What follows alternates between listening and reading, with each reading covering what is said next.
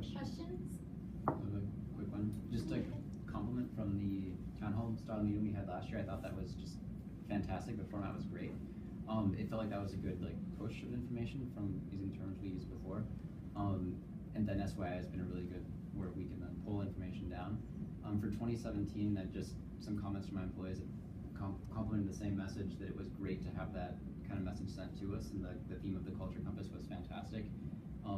It seemed like they're looking for more of that push of reinforcing that same message of the culture compass.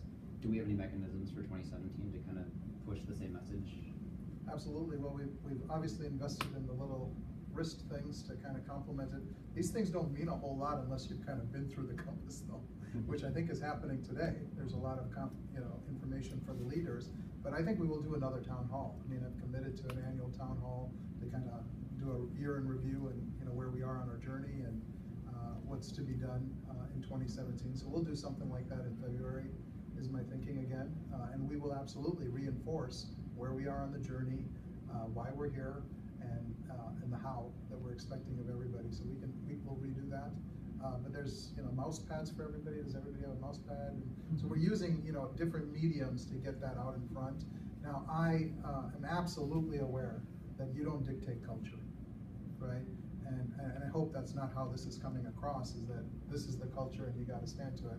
This was something that we evolved into based on all the conversations I've had and others have had with the organization. So we're really leaning into what Sun Country already is. What we did is we put words to what we already are. And I think a lot of what we already have was working very well, right? And I think there was a lot of trust, and I think there continues to be. What we saw was there was great collaboration within functions, but not necessarily across functions. So a lot of the words that you're seeing on that cultural compass, along with 4 categories of insightful learning, trusted relationships, agile innovation, and quality execution, that is part of who we are. And all we're doing is leaning into it. And now we have a vernacular to hold each other accountable and be culture keepers, because we all believe in this culture, and hopefully we do. And if we don't, we should have conversations to say, I don't believe in that. Well, let's talk about that, because the goal is to have everybody believe in it and that it would resonate with all of us. Does that help a little bit, Ben? Absolutely, yeah. Thanks. Good. And I just also want to say part of what we're learning today in the tools and resources is you see the language carried through in, for example, the performance management pieces, because it's so much more than a wristband or a poster on the wall. And you can do that, and it's important, but that's kind of the shiny outside, and you still gotta walk the talk. Yeah. So those other components that we've been visiting today are even more important.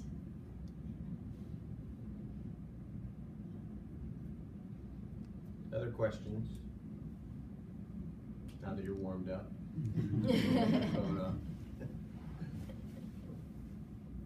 So everyone understands the value of this, right? So what Mia is helping us do is set a baseline, right? And this is kind of the basics of leadership is what we're trying to get across. But much of your leadership growth is going to come from your EVP or your leaders, and that's the intent. But we wanted to make sure everybody was on at least some normalized playing field to say, this is the playing field, this is the guardrails. And now there's obviously independent learning and growth and leadership mentoring that's going to come from your leaders on an ongoing basis. That's kind of the intent. And likewise, that's your responsibility to lead your teams and to educate them and to grow them. Because at the end of the day, we're all human. And I think, who said it? I think it was you, Larry, that said, we spend probably more waking hours with the people here at work than we do with our own families. I get home and maybe get 2-3 hours and then I'm sleeping. But that doesn't count as relationship time, right? So, so there is a lot of energy that we want to put into the people that you're interacting with on a regular basis, because we are family, and I appreciate that. And I think we've got lots of talented people, and there's no way to separate entirely your personal side and your business side. It's an integrated world that we live in, and there are going to be days that you're having a bad day, and people are going to need to lift you up, and you're going to have to do the same for others. But at the end of the day, when we start working like that, it's amazing how quickly we rise up above our competition and actually succeed in the marketplace. And I think, Mia, you mentioned, don't get too close. as a supervisor with your team, but absolutely you can develop relationships, but you also need to figure out where that line is so you can still hold them accountable. But it's really good to understand their families, their situation, because that's what makes them tick. They're human, and every one of us is an individual and is bringing a talent to the table. So that we're not cogs, we're not machines. That's why I was very specific that this is a talent group as opposed to a resource. We're not resources, right? A resource is a machine. None of us are machines. We're all talent, and we bring strengths and weaknesses and whatever else to the job. We have to understand that and kind of work through that.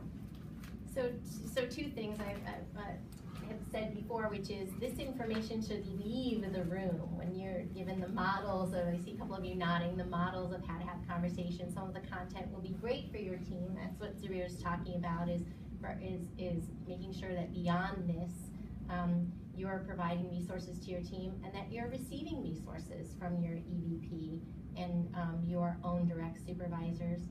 And then I sincerely mean what I said this morning, in that, our purpose statement that we're passionate about safely and effectively connecting people with each other to create memories that matter. That's our purpose statement, externally and internally. Internally meaning we spend a lot of time at work. We want you to know that safety is paramount here. We want everyone to be effective, including you as an individual and your teams. We want to connect people and departments, and we want to create memories that matter to you at work. You spend a lot of hours and time at work. So if you look back on your career and you think of the favorite places you had to work or your favorite bosses, that's all about connection and great memories that you had.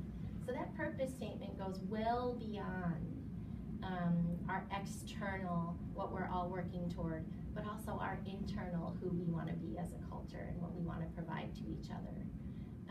And I mean that sincerely. And I think that that's something, no matter what level you are in the organization, that we as a leadership team strive for as well.